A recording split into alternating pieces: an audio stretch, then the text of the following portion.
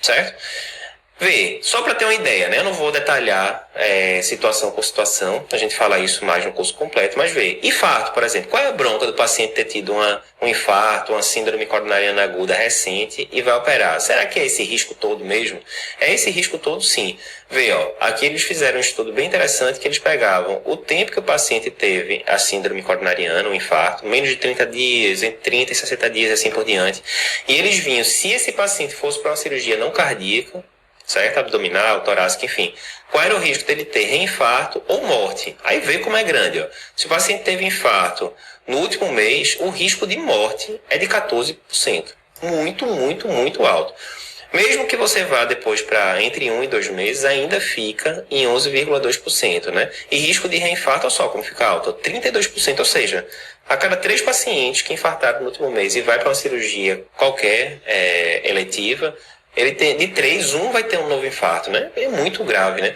A gente vê... Eduardo, então, como eu vejo aqui, ó, mortalidade ainda segue alta, mesmo nos primeiros 6 meses, de fato.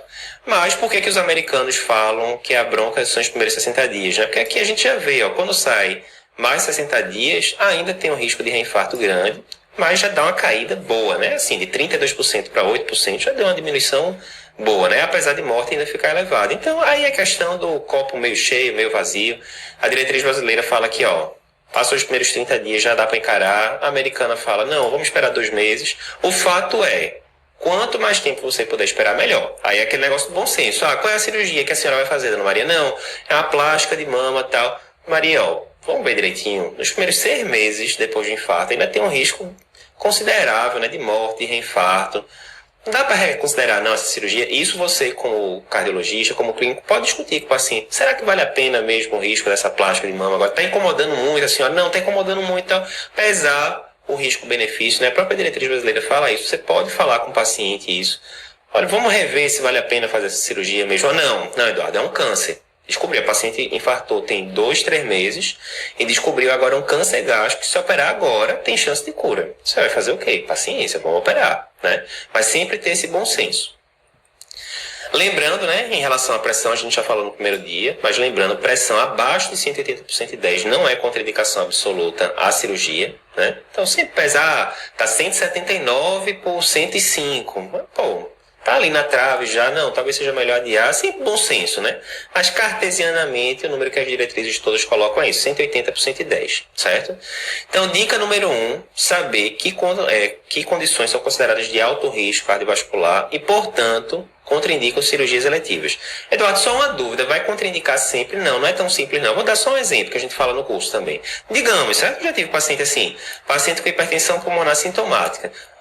Pior tipo de hipertensão pulmonar que tem, síndrome de Eisenmenger, né? Que é quando você tem algum shunt que antes, né? Era um shunt esquerda-direita, tipo um CV, alguma coisa do tipo, e durante muitos anos aquilo ali não tratado pode gerar hipertensão pulmonar a tal grau que gera uma inversão do shunt, agora fica direita, esquerda, o paciente fica com dessaturação, hipoxemia, enfim. Síndrome de Eisenmenger, resumindo, quando vai para a cirurgia é um risco altíssimo, altíssimo de ter problema. Mas veja, às vezes você tem um paciente com síndrome de Eisenmenger, e que descobriu um câncer geniturinário, por exemplo. E se operar aquele câncer ali, tem chance, né, de ficar curado. E se não operar, enfim, o câncer vai avançar, etc. Então, essas situações todas aqui que a gente está dizendo, a análise geral é essa. Se tem alguma delas aqui, eu não vou operar o paciente da parte não cardíaca. Eu cancelo e pronto, mas a gente comenta isso no curso, tem situações específicas, né? Que às vezes o paciente da síndrome de Eisenmenger é típico, né? O paciente está com câncer, tem síndrome de Eisenmenger. Você consegue tirar essa síndrome de Eisenmenger do paciente? Não consegue mais, não tem cura, né? Posso considerar um duplo transplante, coração, enfim, aí já é exceção da exceção. Mas vou deixar o paciente o máximo compensado possível e depois a gente vai ali para tentar resolver. Então, sempre bom senso, né? Beleza. Então, a primeira dica foi essa. Segunda dica, escolher um score de risco pré-operatório para usar. Um dos erros que a gente falou lá na primeira aula era essa. É você não medir o risco pré-operatório de uma forma objetiva. Fica aquele negócio na noção, eu acho que é isso, eu acho que é aquilo, aí fica complicado, né? Porque as pessoas não estão falando a mesma língua. Então, exemplo que a gente citou lá no primeiro dia, homem de 65 anos, com antecedente de infarto, 3 anos atrás, vem para pré-operatório de artroplastia de quadril. O eco fração de ejeção de 40%, hipertenso e dislipidêmico. E aí, nesse caso? paciente é de risco moderado, é de risco alto, doutor Cicrano disse isso, doutora Fulano disse aquilo, será que não dá para a gente uniformizar? Não dá, dá para uniformizar através de, então tá aqui, a pergunta é qual o risco de complicação? Dá para a gente saber isso através dos scores de risco, certo? Score de risco vai dar uma avaliação objetiva. Que score usar, Eduardo? Me diz aí a resposta, eu queria saber qual é o score que eu vou usar. Não é tão simples. Veja, aqui você tem que dominar melhor esse aspecto, né? Tem muito score de risco cardiovascular. Aqui a gente mostrou alguns só, certo? O score de Lee, que é bem clássico. O EMAP, que foi desenvolvido aqui no Brasil. O ACP, que é o algoritmo do American College of Physicians. Esses três aqui estão englobados na diretriz brasileira. Todos os três foram validados em população brasileira e tal. Tem o LIVASC, que é um LI um pouco modificado para cirurgia vascular arterial. Tem os algoritmos do ACS, né, que é o American College of Surgeons. Esse daqui, ele vê, a gente vai mostrar daqui a pouco, ele vê possibilidade de risco de vários parâmetros. Esse daqui, que é o MICA, né, que é o Myocardial Infarction in Cardiac Arrest, né, é o risco do paciente ter um infarto do miocárdio ou parada cardíaca no pós-operatório. Tem esse score aqui, que é um score que foi publicado no ano passado, né, que ainda não tem muito nome, né, CRVI, enfim, que é um que vê risco cardiovascular em cirurgias não cardíacas de forma geral, teve uma acurácia bem boa, uma curva ROC ali em estatística C perto de 0,9, enfim. O que não falta é score. Mas aqui é o seguinte, todos têm vantagens e desvantagens. Eu vou mostrar 3 exemplos só. Por exemplo, vê esse daqui, como é massa, ó. Esse daqui é o ACS, né, que é o do American College of Surgeons, é aquele mais geral. Então você vai dando vários parâmetros que você tem que colocar do paciente. E olha só que massa, ó. Ele diz o risco de complicação séria desse paciente aqui é 13%, por exemplo. E para a idade dele, etc, o risco médio seria 16,5%, ou seja, está abaixo da média o risco desse paciente aqui, hipotético que eu criei, ele bota aqui verdezinho. Aí o risco de complicações cardíacas, tá aqui 0,1%. O risco de TVP, de insuficiência renal, então ele dá vários parâmetros massa, e no final ele ainda dá um geralzão, ó. O risco do paciente geral, o seu risco, né, ele vai dizendo como é que interpreta o gráfico, né? Então, risco de sepse, nesse paciente aqui que eu coloquei, está acima da média. O risco de readmissão hospitalar está na média, e assim por diante. Então, ele é super detalhado, né? Então, tem paciente que gosta de saber, tintim por tintim, qual o risco dele complicar e tal. Esse score aqui é bem interessante. Qual é o problema dele? Tá aqui, ó, você tem que botar uma série de parâmetros, né? Vários parâmetros, altura, peso, se é dialítico, se não é, enfim, não é um score. Primeiro, você precisa obrigatoriamente de um aplicativo, né? Ou entrar no site diretamente para fazer, não é uma coisa que você pode calcular por cabeça. Primeiro. Segundo, como é muito parâmetro aqui, você gasta algum tempo, mais uma vez, se você está no ambulatório, você vai fazer 10 avaliações preparatórias na tarde, não é uma coisa tão prática, né, de você ficar fazendo isso para todo paciente. Terceiro, não é validado para a população brasileira, né, isso aí foi feito pelos registros americanos da vida. Quarto, usa a classificação de ASA, por exemplo, que é aquela classificação da Sociedade de Anestesia, que eu acho, isso não é só eu que acho, né, tem muito estudo mostrando que tem muita variabilidade interpessoal. Você dá para uma pessoa, o cara acha que é ASA 3, o outro acha que é ASA 2, isso não é tão reprodutível. Então tem uma série de problemas. Esse outro aqui, que é do American College of Surgeons, para ver também o risco de infarto do miocárdio e parada cardíaca. Então, mais uma vez, você vai precisar de uma tabela para fazer, não dá para calcular de cabeça, diferente do próximo que a gente vai ver. Ele também considera o ASA, né, que como a gente acabou de dizer, né, não é a coisa mais reprodutível do mundo. Mas beleza, ele vai dar depois lá um parâmetro certinho, sei lá, nesse paciente aqui o risco dele ter morte ou infarto é de 1,23%, né, uma coisa bem precisa. Também não foi validado para a população brasileira. E tem, só para mostrar 3 exemplos, tem o score de Lee, que o score de Lee foi publicado lá no final da década de 90, já foi validado em várias outras coortes, incluindo em população brasileira, e é um score super simples de você decorar, que são 6 parâmetros. Quais são os parâmetros? AVC prévio, paciente tem insuficiência cardíaca, né? Fração de ejeção baixa, quadro de insuficiência cardíaca clínico, etc. Coronariopatia, porque aí entra coronariopatia conhecida, paciente que tem onda aqui patológica no eletro, paciente que faz uso de nitrato, tem vários parâmetrozinhos, né? Mas o conceito geral é esse, coronariopata. Diabetes insulina dependente, creatinina maior do que 2, ou cirurgia intratorácica, intraperitoneal ou vascular suprainguinal. Então, assim, é super simples de você decorar ele de cabeça. Ah, Eduardo, não achei tão simples, não. Usa aí umas 20, 30 vezes que você vai saber decorar. Não tem mistério. E também é fácil interpretar, porque deu 0 ou 1 ponto, paciente de baixo risco cardiovascular, tem menos de 1% de risco de complicar.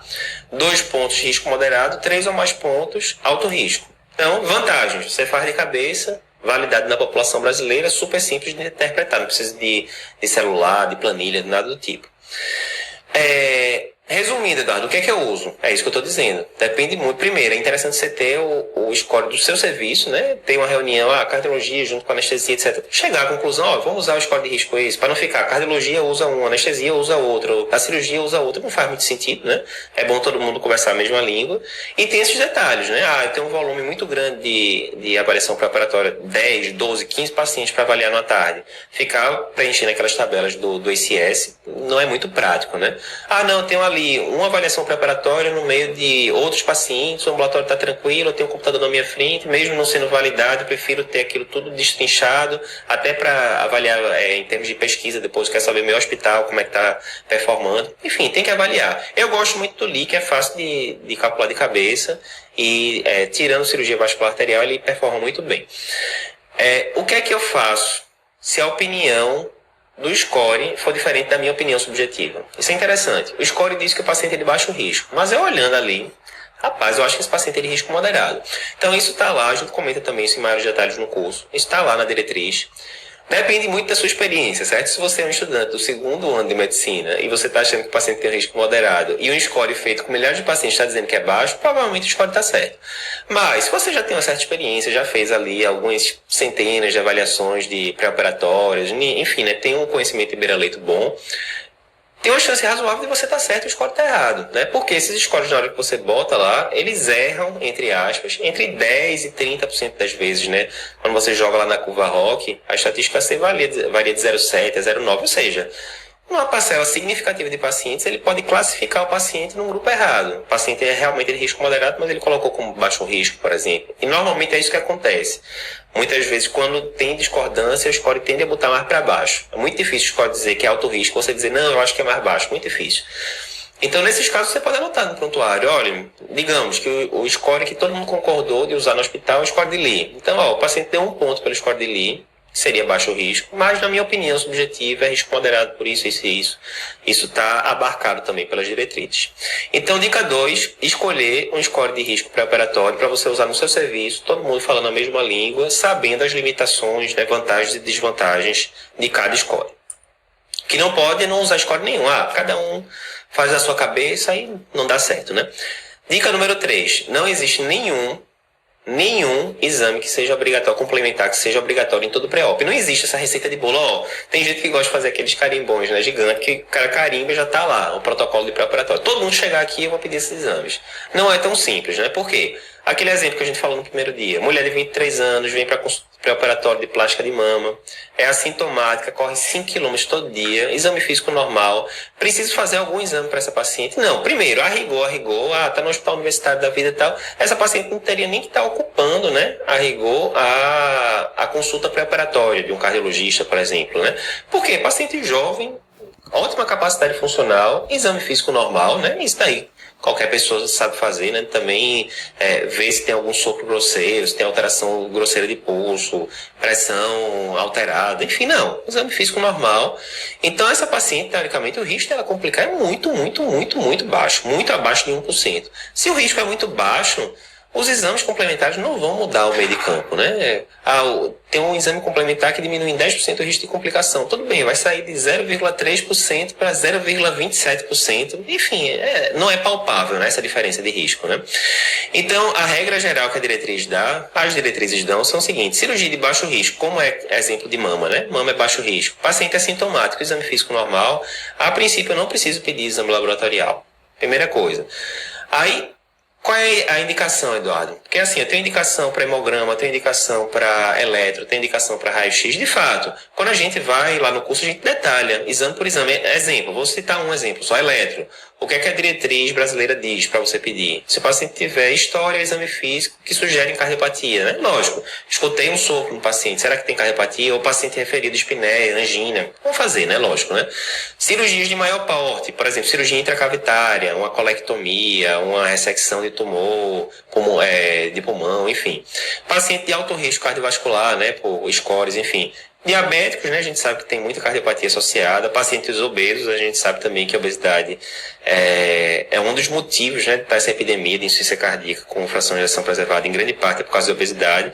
Pacientes maiores do que 40 anos. Eduardo, isso daqui é baseado em estudo? Não, isso aqui é quase tudo baseado em opinião do especialista, certo? Então, 40 anos, porque é 40, porque não é 45 ou 50, opinião do especialista, basicamente, né? Está aumentando a prevalência das comorbidades e assim por diante.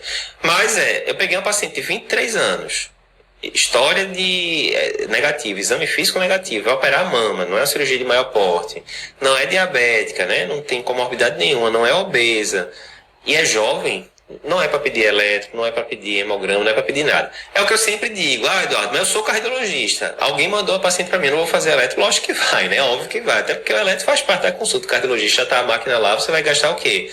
Um pouco de papel e 30 segundos para fazer o eletro. Então, óbvio que vai, né? Isso aqui a gente está dizendo num aspecto mais amplo.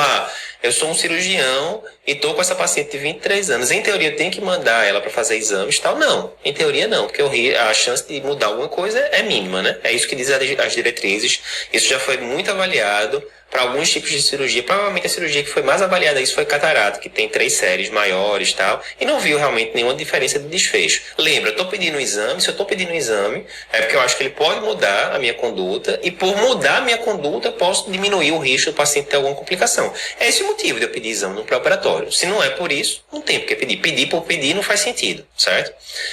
Beleza, mas vê, aí eu posso pensar, mas Eduardo, e essa paciente aí, jovem, sem sintomas, exame físico normal, não pode ser que essa paciente tenha uma cardiomiopatia hipertrófica que ninguém nunca viu, uma displasia de ventrículo direito, alguma cardiopatia que não é tão comum, mas que acontece. Quem está em hospital universitário, a gente pega esse tipo de doença com certa frequência, cardiomiopatia hipertrófica, por exemplo. Não pode ser isso não é possível não. Veja, a dica prática, muito boa para a vida isso. Em medicina, na vida, né? Não importa o que é possível, importa o que é provável. Então assim, é possível uma paciente de 23 anos, que não sente nada, que corre 5 km na esteira todo dia, tem exame físico normal, é possível que ela tenha alguma alteração cardíaca? É possível, lógico, né? Se eu pegar 1 milhão de pacientes iguais a ela, 23 anos, etc, etc, com certeza vai ter um ou outro ali que tem uma cardiopatia. Mas aí, mais uma vez, custo-benefício. Eu não quero saber o que é possível, eu quero saber o que é provável. É provável que uma paciente de 23 anos, tá lá, corre 5 km, tem alguma coisa? Não é provável. Definitivamente não é provável. Lembrar que todo exame tem 2 faces da mesma moeda. Eu posso pedir, por exemplo, pedir um eletro, que não estava indicado nesse caso, que a gente não sabe que não vai mudar muito a conduta. Aí veio, por exemplo, um bloqueio de ramo esquerdo. Já aconteceu isso comigo, um bloqueio de ramo esquerdo. Aí você olha um bloqueio de ramo esquerdo estranho. Bloqueio de ramo esquerdo, 23 anos, será que essa paciente tem alguma cardiopatia? Aí já gera preocupação no paciente. Tem um bloqueio de ramo aqui, bloqueio todo, beleza. Peço o eco, né? Normalmente, nesses casos, você termina pedindo um eco para ver se tem cardiopatia estrutural. Sabendo que o eletro só tem bloqueio de ramo esquerdo, não tem mais nada, né? Não tem sobrecarga de átrio esquerdo, não tem... Enfim, exame físico normal, provavelmente esse eco vai vir normal. Eu sou ecocardiografista, cansado de fazer esse tipo de eco, você já olha ali só pelo pedido, você vê, vai vir normal. Aí vem um eco normal, mas aí você já atrasou a cirurgia, já gerou outro exame que tem custo. Entre aspas, se for no SUS, você, entre aspas, ocupou aquela vaga com a vaga de um paciente cardiopata de verdade que precisaria daquele exame. E por aí vai, começa a cascata, né, do overdiagnosis que a gente chama, né. Então, possível mas em medicina eu não tenho que pensar no que é possível. Eu tenho que pensar o que é provável. Senão é aquela história. Chega um paciente de 20 anos que teve um episódio de epigastralgia depois de comer alguma coisa ali, tal. É possível que tenha um câncer gástrico? É possível. Não é comum, definitivamente não é provável. É possível, né? Então, vamos pedir endoscopia. Começa, você pedir um bocado de exame que não tem sentido, com o medo de pegar aquele caso em 1 milhão que pode acontecer. Então, sempre vê probabilidade. Então é isso, dica número 3, não tem nenhum exame, eu tenho que pedir eletro para todo mundo, não existe isso. Eu tenho que pedir hemograma para todo mundo, não existe isso. Eu tenho que pedir raio-x de tórax para todo mundo, não existe. Não tem nenhum exame que seja obrigatório para todo tipo de pré-operatório, não existe. Você tem que ver caso a caso, e aí tem as indicações, né, baseada em opinião de especialista para cada tipo de exame, a gente comenta isso melhor no curso completo. Dica número 4. Saber quais são as indicações de pedir uma prova isquêmica, né? Então, a gente comentou isso também no primeiro dia. Um dos erros é esse, sair pedindo prova isquêmica, cintilo, teste ergométrico para praticamente todo tipo de cirurgia. Não tem evidência para isso. Aí o que é que eu tenho que saber? Por exemplo, esse caso aqui, eu tenho um homem de 60 anos que será submetido à colectomia devido a um adenocarcinoma de cólon. Ok, cirurgia que tem que ir, digamos que é proposta curativa. Tem que ir logo nessa cirurgia. O paciente é assintomático, sobe 3 lances de escada todo dia, e boa, não sente nada. Mas, quando eu vou para o antecedente pessoal, o paciente é hipertenso, diabético, dislipidêmico, tabagista, sobrepeso, tem uma pancada de fator de risco, né? 60 anos, hipertenso, diabético, dislipidêmico, tabagista, muito fator de risco, né? Nesse caso, vale a pena pedir uma prova isquêmica para esse tipo de paciente? Vale a pena ou não? Então, aí mais uma vez, se você for intuitivamente, paciente hipertenso, diabético, epidêmico, tabagista, 60 anos, e vai fazer uma cirurgia que não é uma cirurgia pequena, que é uma colectomia, rapaz, vamos pedir, né? Vamos pedir um cintilo para ficar tranquilo e tal. Não é bem assim. Quando a gente vai para as diretrizes, é que eu peguei a diretriz americana, poderia ser a brasileira. Como é que é o fluxograma, né? Que geralmente se vê, a gente vai ver isso no caso que a gente vai discutir no terceiro dia aqui da semana do pré-operatório. Mas vê, cirurgia de emergência. Se for cirurgia de emergência, eu vou ficar pedindo prova isquêmica, etc. Não vou, porque não vai mudar a conduta. Eu tenho que operar o paciente nas próximas horas e tal. Então, acabou. Basicamente, a avaliação preparatória encerrou por ali. Eu vou mandar o paciente para a cirurgia e vou ver se tem alguma medida para reduzir o risco. Por exemplo, o paciente tem insuficiência cardíaca estável. Não vou me hidratar demais não esse paciente para não fazer um edema agudo. Vou minimizar o risco, né? Não, o paciente não tem cirurgia de emergência. É o caso, né? O paciente vai fazer uma colectomia, tal, cirurgia eletiva, né? Beleza. Tem doença cardiovascular grave? É aquele primeiro ponto que a gente falou, né? Síndrome aórtica aguda, síndrome coronariana aguda nos últimos 2 meses, insuficiência cardíaca descompensada, PA maior do que 180% de 10, tudo aquilo que a gente falou na dica número 1.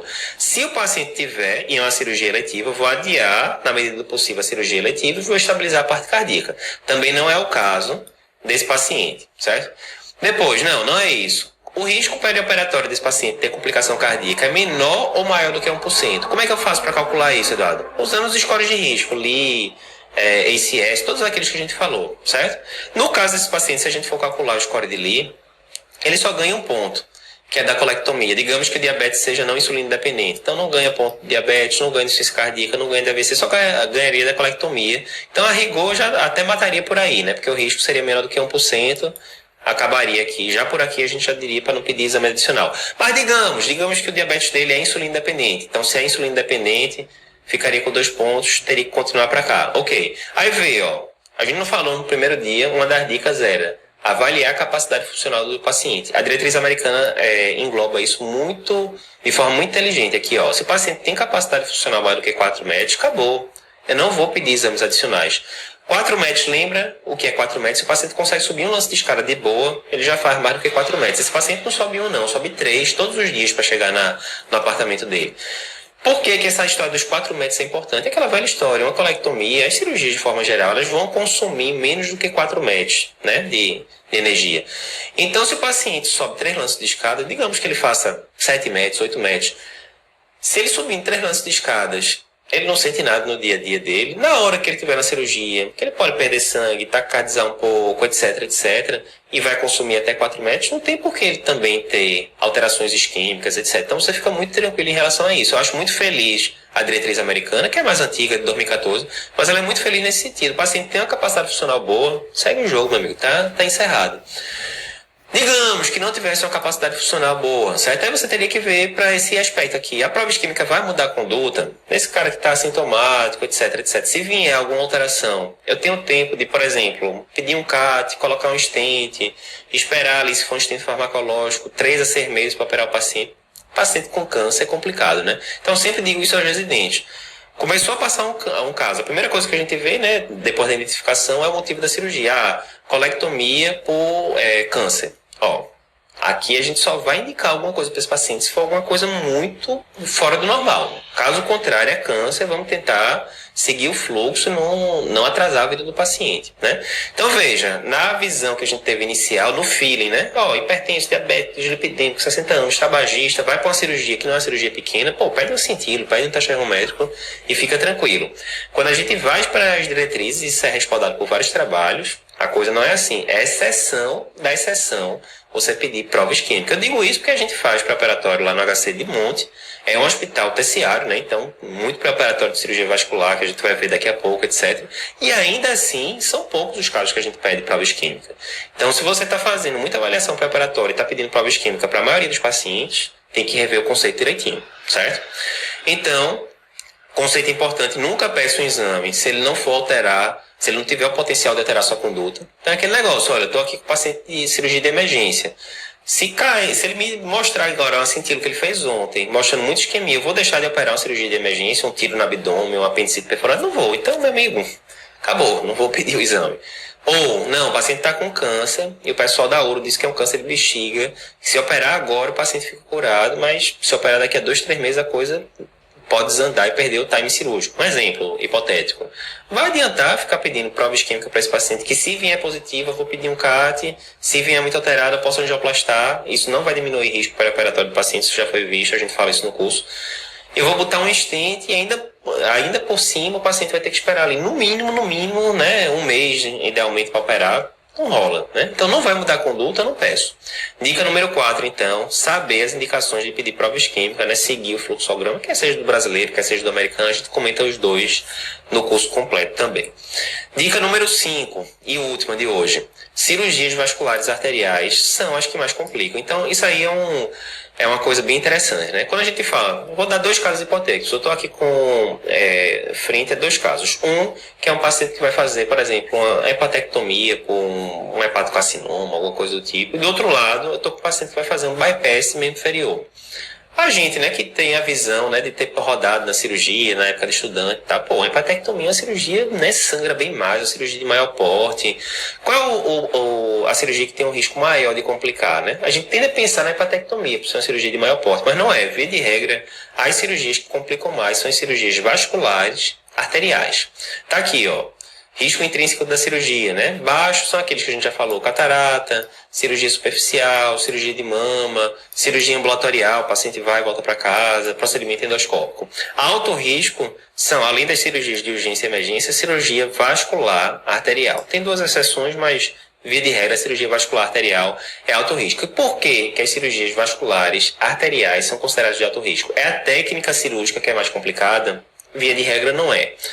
É o problema de que, na hora que eu estou mexendo ali no vaso, pode embolizar alguma coisa. Não, não é. O problema é o que está por trás da cirurgia vascular arterial. Normalmente, que a gente vai indicar um procedimento vascular arterial é porque o que é que tem por trás, causando o motivo da cirurgia? Aterosclerose, né? Via de regra é isso. Aneurisma de aorta abdominal, que é totalmente ligado com a aterosclerose, obstrução em carótida ou em artéria periférica por aterosclerose e assim por diante. E qual é a bronca? A aterosclerose é uma doença sistêmica.